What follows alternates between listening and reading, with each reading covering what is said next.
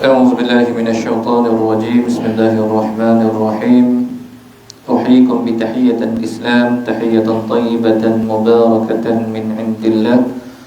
السلام عليكم ورحمة الله وبركاته.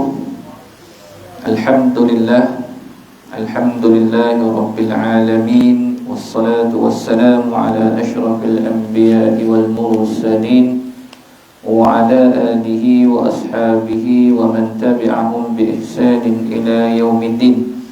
رب اشرح لي صدري ويسر لي أمري واحلل عقدة من لساني يفقهوا قولي. قال الله تعالى في القرآن العظيم بعد أعوذ بالله من الشيطان الرجيم: إن الله وملائكته يصلون على النبي يا أيها الذين آمنوا صلوا عليه وسلموا تسليما. اللهم صل على سيدنا محمد وعلى آل سيدنا محمد وعلى آله وصحبه وبارك وسلم. Alhamdulillah. Terima kasih yang dihormati pengurusi surau At-Taqwa, seterusnya seluruh jawatan kuasa surau At-Taqwa, tuan-tuan imam, tuan-tuan Bilal, seterusnya muslimin, muslimat, ayahda, bonda, tuan-tuan, puan-puan yang dirahmati oleh Allah Subhanahu wa taala. Alhamdulillah, summa alhamdulillah. Marilah sama-sama kita merafakkan rasa syukur yang tidak terhingga kehadrat Allah Subhanahu wa taala, kerana pada saat ini Allah Subhanahu wa taala masih lagi meminjamkan kepada kita dengan nikmat-nikmat-Nya yang banyak. Allah menganugerahkan lagi kepada kita untuk menikmati akan pelbagai nikmat-Nya. Maka moga-moga dan mudah-mudahan dengan nikmat yang Allah Subhanahu wa taala berikan kepada kita sehinggalah kepada saat ini dapat kita memanfaatkannya dengan sebaik-baiknya, dan lazimkanlah untuk mengucapkan ataupun sentiasa melafazkan rasa syukur kepada Allah Subhanahu wa taala. Moga-moga dan mudah-mudahan dengan kita sentiasa melafazkan lafaz alhamdulillah, moga-moga Allah Subhanahu wa taala akan tambah nikmat itu kepada kita ataupun mengekalkan nikmat itu kepada kita.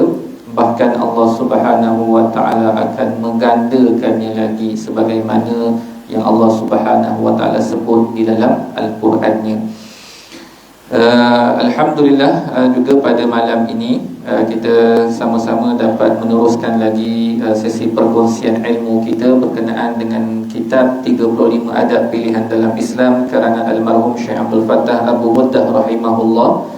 Jadi sebelum kita memulakan perkongsian ilmu kita, marilah sama-sama kita membuka perkongsian ilmu kita dengan bacaan Ummul Kitab.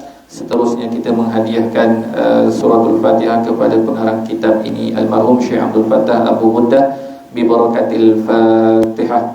A'udzubillahi minasyaitonir rajim. Bismillahirrahmanirrahim. Alhamdulillahi rabbil alamin, arrahmanir rahim, maliki yaumiddin, iyyaka na'budu wa iyyaka nasta'in. Ihdinas siratal mustaqim, siratal ladzina an'amta 'alaihim ghairil maghdubi 'alaihim waladdallin. Amin. Baik. Jadi insya-Allah pada malam ni kita akan menyambung pengajian perkongsian ilmu kita berkenaan dengan bab yang ke-18 pada muka surat 82, kalau tak silap saya lah rasanya berhenti kat situ pun 82. Pada bab yang ke-18, masih lagi pada bab yang ke-18, iaitu adab takdim diyafah wal bad'i fiha bil akbar awil a'lam summa man ala yamini, iaitu adab mendahulukan tetamu dan memulakan layanan dengan yang lebih dewasa ataupun tua ataupun berusia atau yang lebih alim, dan kemudian diikuti dengan orang yang di sebelah kanannya. Okey. Jadi pada muka surat ke-82,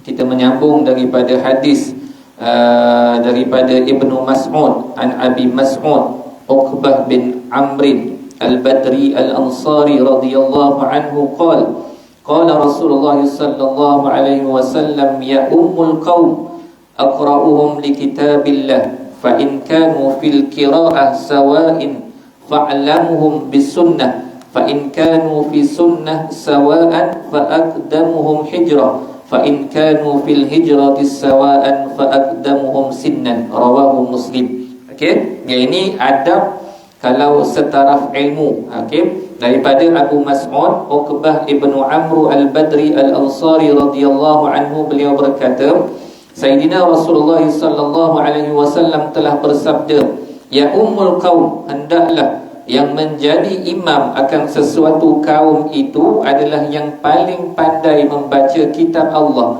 yakni Al-Quran.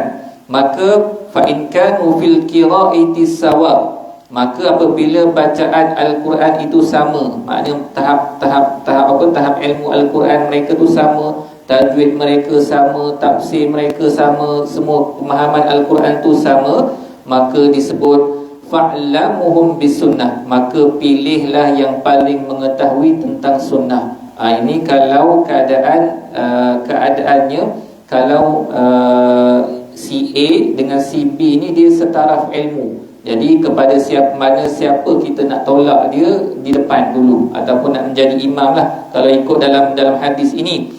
Maka hadis ni sebut kalau dua-dua si A dengan si B ni dua-dua pandai baca Quran, okey, maka kita tengok pula pada sunnah dia, berapa banyak hadis yang dia tahu, ataupun berapa banyak hadis yang dia tahu, berapa banyak matan yang dia hafal dan sebagainya, maka pilih dia. Okey. Kemudian dikatakan pula fa in kanu fi sunnatis sawa'a fa aqdamuhum hijrah, maka sekiranya pengetahuan tentang sunnah mereka juga sama, hadis mereka hafal sama, Quran pun hafal banyak macam tu juga, maka Rasulullah sallallahu alaihi wasallam kata, maka pilihlah ataupun dahulukan mereka terlebih dahulu yang berhijrah. Tengok pula siapa yang nak naik kat depan ni, tengok Quran, tengok sunnah, tengok pula hijrah dia bila, tarikh hijrah dia bila, pergi Madinah, pergi Mekah, pergi Madinah, berapa bila dia pergi dulu. Kalau yang si A ni dia pergi dulu, maka si A lah yang paling layak, walaupun dia Quran dengan hadis sama. Okey, kalau si B pergi dulu, maka si B lah pergi dulu. Sekiranya disebutkan lagi fa in kanu fil hijrati sawa, bila mana hijrah mereka sama, tarikh pergi sama-sama, 12 hari bulan contoh, dia pergi ke Madinah sama, Quran pun banyak hafal tu, hadis pun banyak hafal tu, maka disebut, maka fa'aqdamuhum sinnan, maka dahulukan yang lebih dewasa ataupun lebih tua ataupun lebih umurnya. Hadis riwayat Imam Muslim. Jadi pada hadis ni nak menunjukkan kepada kita bagaimana pilihan untuk kita nak tengok nak menjadi panduan kepada kita untuk menjadi imam. Begitu juga last sekali tuan-tuan, dia akan pergi juga kepada dahulukan yang lebih dewasa ataupun lebih umurnya. Maknanya nak tengok juga orang yang senior ataupun otai. Maka memang kata Islam ni dia sangat menekankan ataupun orang kata apa, dia mementingkan kepada orang yang berusia ni, biarlah dia pergi dulu. Okey, macam tu nak bagi tahu, okey, kepada kita. Okey. Begitu juga dalam satu hadis daripada Abdullah bin Mas'ud radhiyallahu anhu qala Rasulullah sallallahu alaihi wasallam liyalani minkum ulul ahlam wan nuha summa allazina yalunahum summa allazina yalunahum summa allazina yalunahum. Rawahu Muslim. Daripada Sayyidina Abdullah ibn Mas'ud radhiyallahu anhu, beliau telah berkata, bersabda Sayyidina Rasulullah sallallahu alaihi wasallam, hendaklah yang berada di belakang saf aku daripada kalian yang mempunyai pandangan dan buah fikiran, kemudian setelah mereka, kemudian yang setelah mereka, kemudian yang setelah mereka. Hadis riwayat Imam Muslim. Maksudnya apa tuan-tuan dalam hadis yang kedua ni? Maksudnya Nabi tekankan betul orang yang berusia. Nabi tekankan betul orang yang kata apa, bukan usia lanjut, maknanya dia otai lah, umur dia lebih tua. Maknanya biarlah mereka ni berada di belakang aku. Okey, kalau apa-apa, kalau aku terbatal ke apa, dialah yang masuk dulu, menjadi menggantikanku. Okey, sama juga. Maknanya selepas daripada orang yang contohlah saf satu ni semua yang berusia. Lepas tu yang kedua pula second generasi, yang ketiga 4 generasi, yang kelima 5 generasi dan sebagainya. Macam itulah kalau ikutnya susunannya. Tapi pada hari ni dia lain sikit, kan? Dia kira siapa cepat pergi dulu, okey. Dia tak kira dah waktu siapa dulu, siapa senior dan sebagainya, tak. Okey, baik. Kemudian sebab tu jugalah, okey, sebab tu jugalah dalam kita nak buat keputusan ataupun nak melakukan apa-apa jua pekerjaan, orang muda diperlukan, tetapi orang berusia juga diperlukan. Maknanya dua-dua nak tunjukkan pada kita, bukannya orang muda ni tersisih, tak, tetapi Rasulullah SAW kata apa, dia mengutamakan orang yang berusia. Sebab apa? Sebab orang yang berusia ni macam orang tua-tua dulu kata, kan, orang yang berusia ni dia selalu sebut, saya makan garam terlebih dahulu daripada kamu. Itu mati point tu kalau sebut ayat tu, kan. Kalau nak kata apa, nak cakap lebih-lebih lagi, ayah makan garam dulu, kan. Habis point dah, tuan.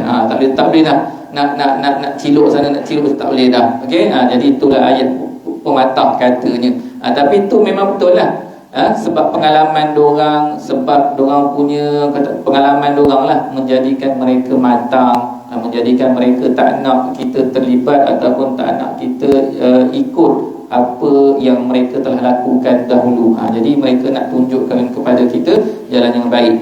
Jadi macam itulah. Sebab tu orang berusia itu juga diperlukan, orang muda juga diperlukan. Okey, baik. Kemudian hadis yang lain, wa an Jabir radhiyallahu anhu anna an-nabiy sallallahu alaihi wasallam kana yajma'u baina rajulaini min qatl Uhud, yani fil qabr, thumma yaqul ayyuhum aktsaru akhadhan bil Qur'an, fa idza ushira lahu ila ahadihima qaddamahu fil lahd. Rawahu al-Bukhari. Daripada Sayyidina Jabir radhiyallahu anhuma bahawasanya Nabi sallallahu alaihi wasallam pernah menghimpunkan di antara dua lelaki daripada syuhada peperangan Uhud, yakni menghimpunkan mereka di dalam kubur. Okey, ada satu keadaan yang mana ada dua orang lelaki daripada syuhada peperangan Uhud. Okey, Nabi himpunkan mereka dalam satu lahat.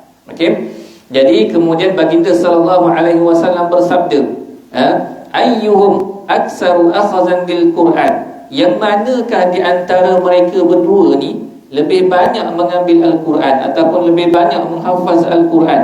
Maka apabila diisyaratkan kepada baginda sallallahu alaihi wasallam kepada salah seorang daripada keduanya, maka baginda sallallahu alaihi wasallam mendahulukannya di dalam lahat.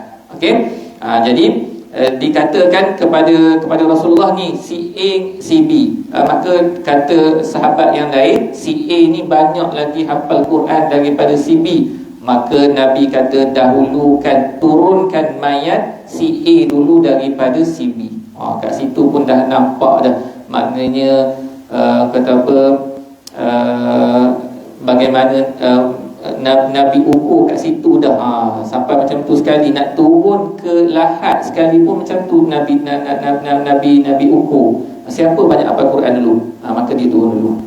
Siapa yang lebih berusia, si A ke si B, maka si A turun dulu kalau dia lebih berusia dan sebagainya. Kat sini nak tunjukkan kepada kita bahawa tentang keutamaan ilmu, keutamaan orang yang berilmu. Okey, kalaulah ada kata apa, pertembungan di antara orang yang berilmu dengan orang yang tidak berilmu, maka dahulukanlah orang yang berilmu terlebih dahulu. Okey. Kemudian daripada Ibnu Umar radhiyallahu anhuma anna Nabi sallallahu alaihi wasallam qala arani fil manam atasawwaq bis-siwak faja'ani rajulani ahaduhuma akbar min al-akhar فناولت السواق الأصغر فقيل لي كبر فدفعته إلى الأكبر منهما. رواه مسلم. daripada Sayyidina Ibnu Umar radhiyallahu anhuma bahawasanya Nabi SAW telah bersabda, aku telah melihat di dalam mimpi bahawa aku bersiwak dengan satu kayu siwak, lalu datang kepadaku dua orang lelaki yang salah seorangnya lebih tua daripada yang seorang lagi. Maka aku telah berikan siwak itu kepada yang muda. Lantas dikatakan kepadaku, yakni ditegur, dahulukan yang lebih berusia tua, lalu aku hulurkan kepada yang lebih tua daripada keduanya. Hadis riwayat Imam Muslim. Okey, daripada Ibnu Umar, hadis ini daripada Ibnu Umar nak menceritakan kepada kita bahawa Ibnu Umar yang Nabi SAW qala arani fil manam, aku telah melihat dalam mimpiku bahawa aku bersiwak dengan satu kayu siwak, lalu datang dua orang lelaki kepadanya lebih tua daripada seorang yang lagi. Si A, si B datang, si A ni lebih tua, si B ni muda. Maka aku telah berikan siwak itu kepada yang muda. Okey, bagi siwak dulu kepada yang muda. Kemudian lalu ditegur kepadaku, dahulukan yang lebih berusia, lalu aku hulurkan kepada yang lebih tua daripada keduanya. Kalau tuan-tuan tengok nota kaki kat bawah tu, Al-Imam Ibnu Battal memberi komentar ke atas hadis ini. Pada hadis ini didahulukan orang yang lebih tua dalam hal memberi siwak, maka lebih berhak lagi mereka didahulukan dalam hal makan, minum, berjalan dan bercakap. Okey, jadi ini nak comparison lah daripada Imam Ibnu Battal. Kalaulah orang lebih tua diutamakan dahulu dalam hal memberi siwak, maka kalau bab-bab lain mereka lagi berhaklah untuk diutamakan dalam hal makan, minum, berjalan, bercakap, apa lagi macam-macam lah. Maknanya apa-apa dua perkara dahulukan orang yang lebih berusia. Okey, kemudian wa an Abi Musa al-Ash'ari radhiyallahu anhu qala Rasulullah sallallahu alaihi wasallam inna min ijlalillah ikram zi syaibatil muslim wa hamilil qur'ani ghairi ghali fihi wal jafi anhu wa ikram zi sultanil muqsid, rawahu Abu Dawud wa huwa hadisun hasan. Sesungguhnya daripada bentuk mengagungkan Allah Ta'ala adalah memuliakan orang Islam yang beruban.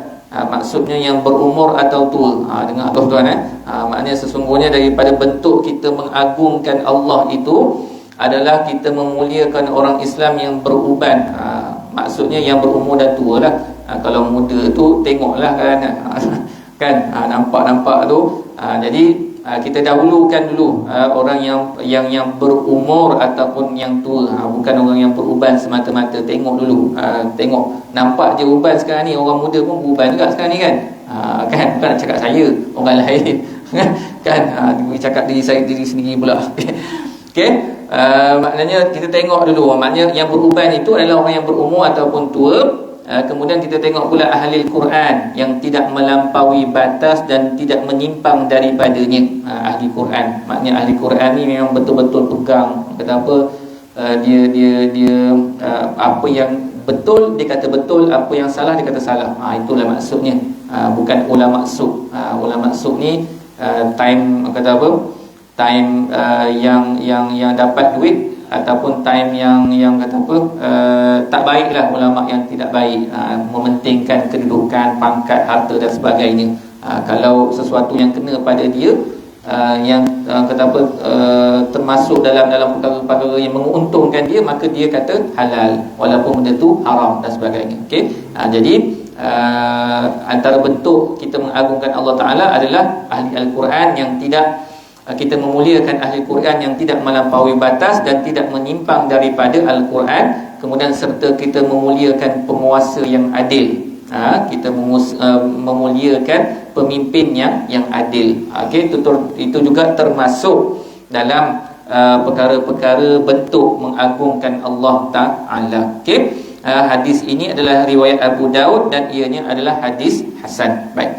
Kemudian sambung lagi dengan hadis Maimun bin Abi Syabib rahimahullah anna Aisyah radhiyallahu anha marra biha sa'il fa'aqtathu kisra wa marra biha rajul alaihi siyabun wa hay'ah fa'aq'adathu fa'akal faqila laha fi zalik faqalat qala Rasulullah sallallahu alaihi wasallam anzilun nas manazilahum rawahu Abu Dawud wal Hakim fi ma'rifati ulumil hadis wa qala huwa hadisus sahih. Daripada Sayyidina Maimun ibnu Abi Syabib rahimahullah bahwasanya Sayyidatina Aisyah radhiyallahu anha pernah didatangi oleh seorang peminta sedekah. Lalu beliau memberikan sepotong roti, dan beliau juga pernah didatangi oleh seorang lelaki yang berpakaian cantik dan mempunyai gaya terhormat. Lalu beliau menjemputnya duduk untuk makan sesuatu yang terhidang. Maka apabila ditanyakan kepada beliau mengenai tindakannya itu, lalu beliau menjawab, Sayyidina Rasulullah SAW pernah bersabda, hendaklah kalian tempatkan akan manusia mengikut kedudukan mereka. Hadis riwayat Abu Dawud dan Hakim. Di dalam Ma'rifah Ulumul Hadis, beliau berkata ianya adalah hadis sahih. Dalam hadis ini dia nak tunjukkan kepada kita pula tentang kedudukan. Tentang kedudukan. Sebab apa? Sebab Sayyidatina Aisyah radhiyallahu anha pernah didatangi oleh dua orang dalam dua keadaan. Satu keadaan peminta sedekah. Peminta sedekah datang jumpa Sayyidatina Aisyah. Lalu beliau ataupun Sayyidatina Aisyah berikan sepotong roti macam tu je. Maknanya datang ketuk pintu, tengok siapa, Sayyidatina Aisyah tahu, oh peminta sedekah, maka dia bagi roti. Kemudian pada tempat yang kedua ataupun suasana yang kedua, datang seorang lelaki yang berpakaian cantik. Berpakaian cantik ni maknanya contoh orang yang smart lah. Pakai jubah mungkin pada waktu tu, kemudian nampak dia gaya terhormat sikit kan, nampak dia gaya macam orang yang ada kedudukan ataupun orang yang berilmu. Maka Sayyidatina Aisyah kata lalu beliau menjemputnya duduk untuk makan. Maknanya dia menghidangkan kepada tetamu yang nombor dua tadi. Dua keadaan berbeza. Keadaan yang pertama tadi keadaan peminta sedekah, yang kedua ini adalah keadaan dia menjemput orang yang pemakai gaya terhormat tadi, berpakaian cantik tadi, duduk maka terhidang. Maka apabila ditanyakan kepada beliau mengenai dua keadaan ini, kenapa tindakan kamu ni berbeza? Yang pertama tadi kamu hanya bagi roti je, yang kedua ni kamu layan dia, kamu hidang makanan, kamu bagi dia makanan yang dihidangkan. Lalu beliau menjawab, Sayyidina Rasulullah SAW pernah bersabda, anzilun nas manazilahum, hendaklah kalian tempatkan akan manusia mengikut kedudukan mereka. Kat sini nak tunjukkan kepada kita tentang kedudukan lah. Yang mungkin seorang lelaki yang kedua tadi tu, keadaan yang kedua tadi tu mungkin dia daripada pimpinan ataupun pemimpin besar, ataupun mungkin panglima perang, ataupun mungkin orang yang ada kedudukan dalam masyarakat dia, mungkin tok penghulu ke dan sebagainya. Jadi sebab itulah Sayyidatina Aisyah menjemput orang tersebut, maknanya mengihtiram, menghormati dia punya martabat ataupun kedudukan dia dalam masyarakat. Baik. Kemudian disebutkan lagi dalam hadis yang panjang, iaitu daripada belum lagi. Wa an Abi Sa'id Samurah bin Khundub, Abi Sa'id Samurah ibn Jundub, laqad kuntu ala ahdi Rasulullah sallallahu alaihi wasallam ghulaman fakuntu ahfazu anhu fama yamna'uni minal qaul illa annaha huna rijalan hum asunnu minni, rawahu Bukhari wa Muslim. Intaha ma awradahu Imam Nawawi bi ikhtisar fasunnatul bad'u bil akbar awil afdal awil a'lam. Daripada Sayyidina Abu Sa'id Samrah ibn Jundub rahimahullah, semasa zaman Sayyidina Rasulullah sallallahu alaihi wasallam aku adalah seorang kanak-kanak, maka aku menghafal hadis daripada baginda sallallahu alaihi wasallam. Maka sekarang tiada yang menegah aku daripada memperkatakan hadis-hadis tersebut, melainkan bahawa di sana terdapat lelaki-lelaki, yakni para sahabat radhiyallahu anhum, di mana mereka lebih tua daripada aku. Hadis riwayat Imam Bukhari dan Muslim tamat apa yang diriwayatkan oleh Imam Nawawi secara ringkas. Ini pada bab, yakni pada dalam kitab Riyadhus Shalihin, dalam bab menghormati ulama ataupun orang besar dan yang mempunyai kelebihan dan mendahulukan mereka atas yang selain mereka dan meninggikan tempat duduk mereka dan menzahirkan martabat kedudukan mereka. Maknanya pada hadis ni tuan-tuan, pada Sayyidina Abu Sa'id Samrah tu, semasa zaman Sayyidina Rasulullah sallallahu alaihi wasallam, dia adalah kanak-kanak. Maka dia menghafal hadis daripada baginda. Dia perbanyakkan ilmu. Maknanya dia belajar ilmu, belajar banyak sehinggalah dia orang kata, sehinggalah disebut tiada yang menegah aku daripada memperkatakan hadis-hadis tersebut. Maknanya kalau kedudukan dia dengan orang awam, dengan orang yang tak belajar ilmu, maka dia lebihlah. Itu kedudukan orang yang berilmu. Melainkan dia kata, kalaulah sahabat-sahabat besar, kibarus sahabah, macam kalau contoh Abu Hurairah ke Abu Bakar ke yang datang menunjukkan tentang hadis, maka dia turun kedudukan dia. Okey, kalau antara orang awam, dialah yang kata apa, tidak ada orang yang boleh menegah dia daripada memperkatakan hadis-hadis. Sebab itu disebut, melainkan bahawa di sana terdapat yakni para sahabat di mana mereka lebih tua daripada aku yang banyak menghafal hadis. Okey, jadi sama juga dalam kedudukan ini nak tunjukkan kepada kita tentang kedudukan orang yang berilmu dan juga kedudukan orang yang berusia ataupun orang yang lebih umurnya. Okey, jadi maka dari keterangan di atas, sunnah kita mulakan dengan yang lebih berumur, iaitu berusia ataupun lebih berkedudukan atau lebih berilmu. Maksudnya ketika ada individu yang berbeza daripada sekalian hadirin dengan kelebihan dari sudut umur yang lebih tua misalnya, atau yang lebih berilmu, atau mempunyai ingatan yang kuat, atau kemuliaan nasab Nabi sallallahu alaihi wasallam, keturunan Nabi sallallahu alaihi wasallam, atau kemuliaan sebagai imam dan pemimpin, atau kemuliaan berjihad di jalan Allah Ta'ala, atau kemuliaan seorang yang pemurah dan dermawan pada pintu-pintu kebaikan dan seumpamanya, maka adalah sunnah untuk kita memuliakan ataupun melayan tetamu tersebut dengan memulakan dengannya. Okey, maknanya panjang tadi ni. Okey, maknanya nak katakan kepada kita yang pertama sekali iaitu orang yang berilmu. Maknanya kita kalau apa-apa saja layanlah orang yang berilmu. Kemudian orang yang berusia. Kemudian baru tengok kat situ orang yang ada ingatan yang kuat, contoh, ataupun ada keturunan Nabi, ataupun imam, ataupun pemimpin. Kemudian tengok pula berjihad di jalan Allah. Tengok pula lepas tu dermawan ke tak. Maknanya ada dia punya kata apa, dia punya kategori dia, kategori layanan dia.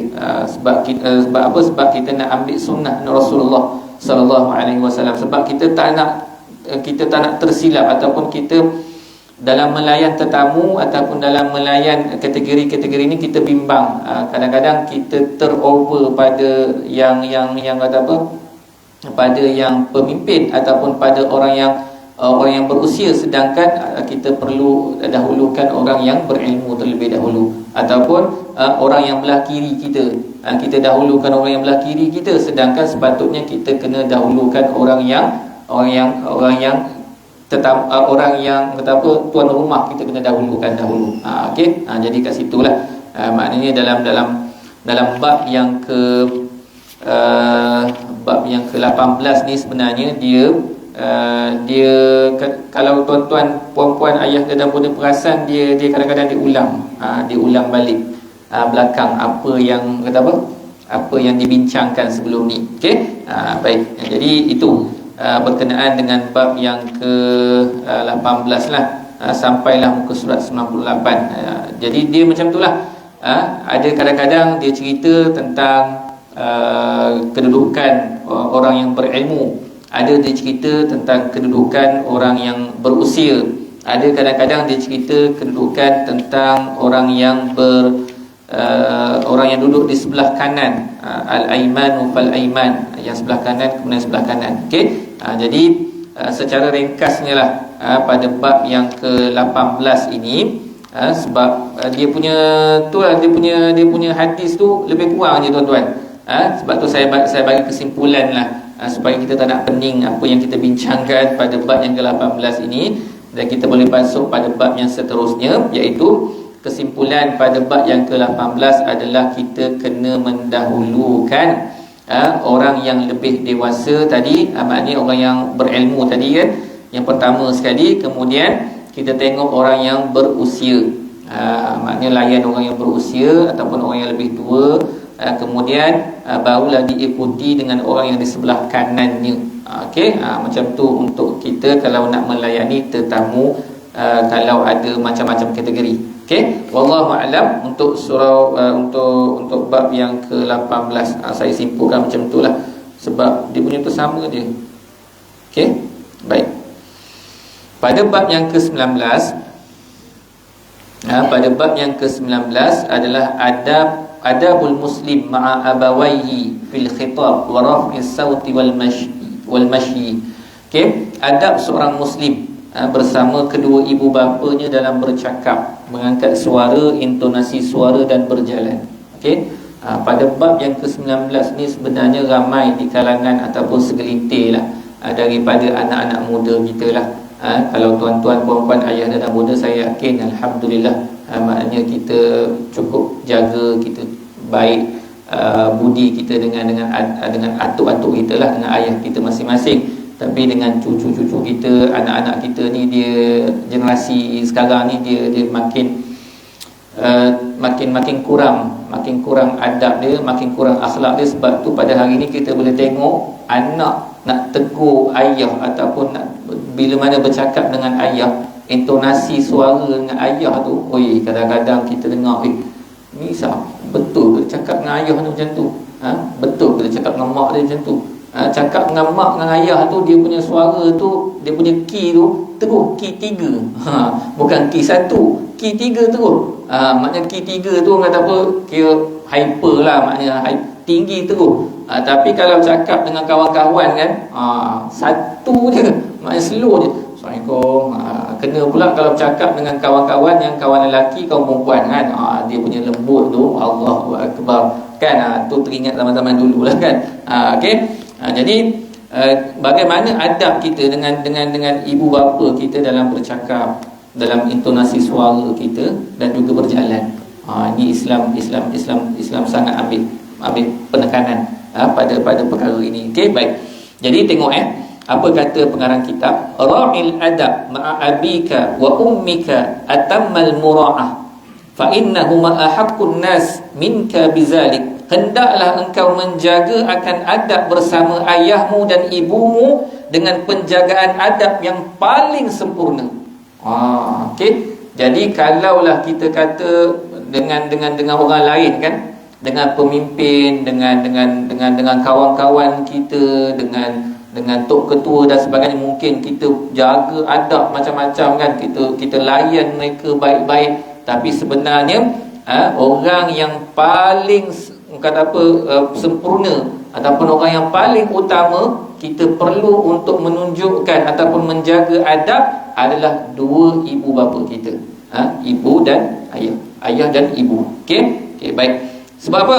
Sebab kerana sesungguhnya keduanya adalah manusia yang paling berhak untuk menerima sedemikian itu daripadamu. Allahu Akbar, tuan-tuan.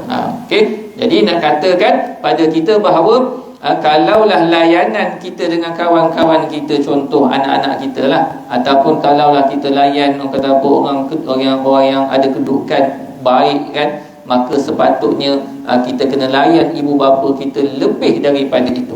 Okey, jangan dengan orang luar kita layan baik, tapi dengan ibu bapa kita alah tak pandang pun, buat orang kata apa, buat acuh tak acuh je.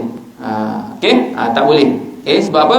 Sebab di dalam sebuah hadis diriwayatkan, ja'a rajulun ila Rasulullah sallallahu alaihi wasallam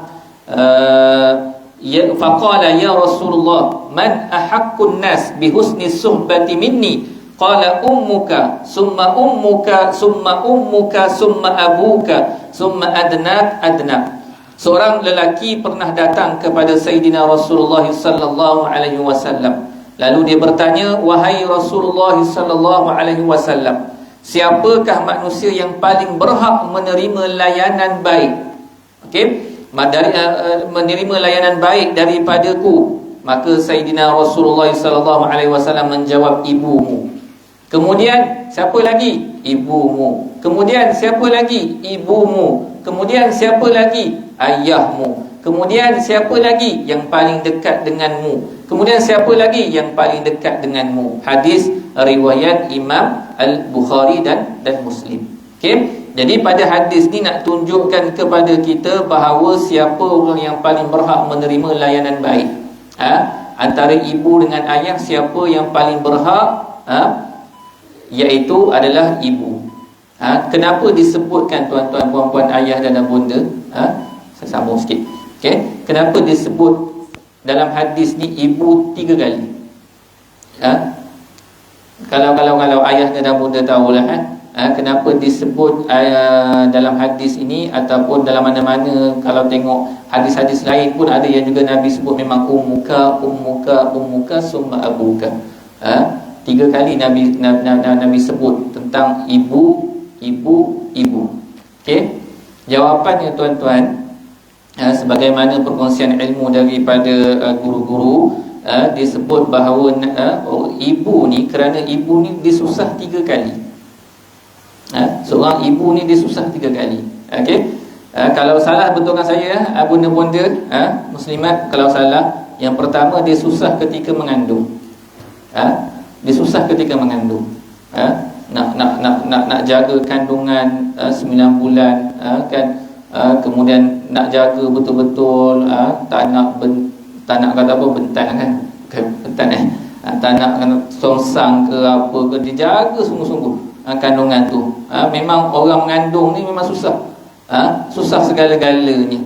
Nak bergerak susah, kalau bergerak sangat pun tak boleh, kalau tak bergerak pun tak boleh. Okey, nak tidur pun kadang-kadang tak selesa.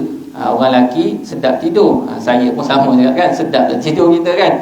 Tapi orang perempuan ni dia menanggung kesusahan ataupun kesakitan ketika mengandung 9 bulan. 9 bulan bawa perut tuan-tuan, Allah. Bawa rahim, bawa kandungan. Kita bawa perut je. Kita bawa perut je. Itu pun susah agak. Itu pun mengeluh agak, Allah Akbar. Nak pula perut ni kan. Okey, baik. Kemudian yang kedua pula adalah susah ketika melahirkannya. Susah ketika melahirkan anak. Kan? Betul tak? Susah kan ketika melahirkan anak? Cuba tanya balik isteri kita. Cuba tanya balik kaum muslimat, macam mana nak lahirkan anak. Allah, susahnya. Dia punya kata apa, kesusahan tu, kata apa, orang lelaki ni memang tak dapat nak bukan nak merasa, bukan nak suruh rasa, tetapi nak kata apa, nak bagi dia punya kesakitan tu tak sama macam apa yang kita sakit. Nak kata sakit gigi tu sakit lagi, mengandung tak boleh. Maknanya memang sakitlah orang yang mengandung ni. Okey, orang yang melahirkan anak ni memang sakit.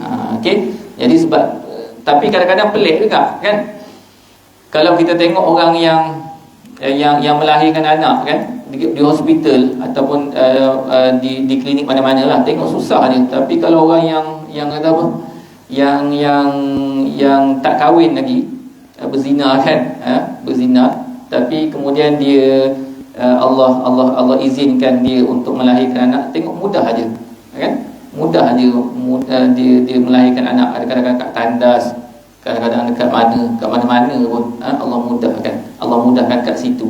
Okey, tapi jangan kata apa, jangan pula jadi kempen pula dah. Ni kena pula online pula, kempen pula, bukan. Maknanya nak bagi tahu betapa Allah mudahkan satu perkara tersebut, sebab anak tu tak salah pun. Anak yang berada dalam kandungan tu tak salah. Okey, jadi mungkin sebab itulah Allah mudahkan mereka.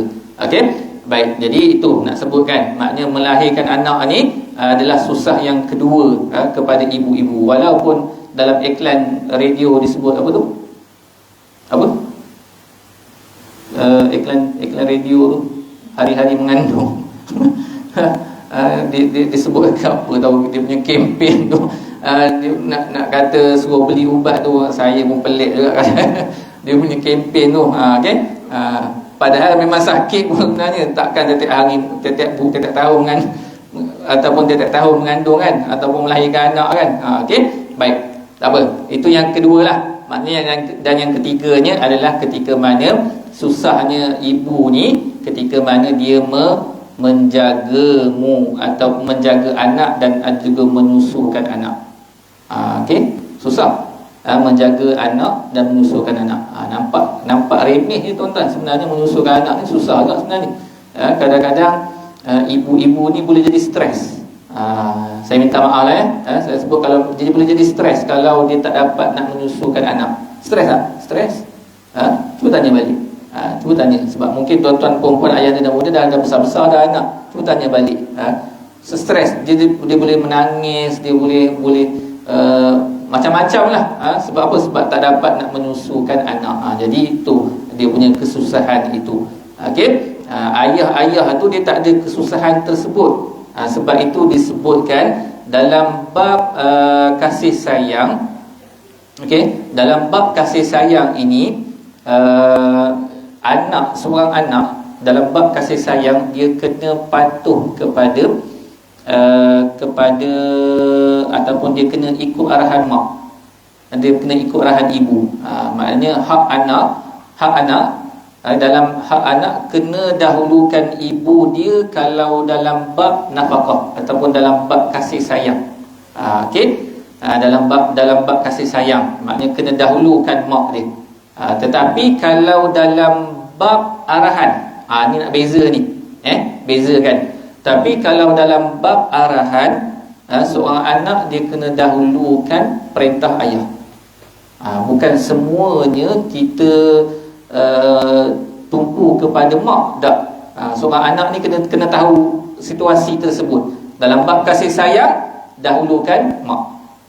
Tak boleh menafikan. Tapi kalau dalam bab arahan, maka kena dahulukan seorang ayah. Okey, maknanya kalau contohlah berkelahi, mak nampak berkelahi, maknanya mana anak nak pergi dulu? Anak nak pergi mak ke nak pergi ayah? Okey, dalam bab kasih sayang, maka kita apa? Kita dahulukanlah mak. Okey, begitu juga kalau dalam bau kita dahulukan pak. Tapi zaman sekarang ni dah terbalik tuan-tuan. Perempuan ayah dan bonda kan. Kalau dalam bab kasih sayang, mereka memang dahulukan mak. Dia dahulu anak-anak ni, dia dahulukan kita bila? Orang lelaki. Bila dia dahulukan kita? Satu keadaannya dia dahulukan kita. Pak nak duit. Pak nak duit, barulah dia cari kita kan. Barulah macam pak bolehlah lembut sungguh, bagi mintalah itu, mintalah ini. Itu seorang anak kan. Dalam bab tu je dia ikut kita, dalam bab lain semua dia mak kan. Okey, baik. Jadi saya rasa cukup dulu sekadar ini berkenaan dengan perkongsian ilmu kita. InsyaAllah kita sambung pada masa yang akan datang. Sebabnya kalau ikutkan bab yang ke-99 ini ataupun muka surat 99 ni, dia nak cerita tentang adab kita bercakap.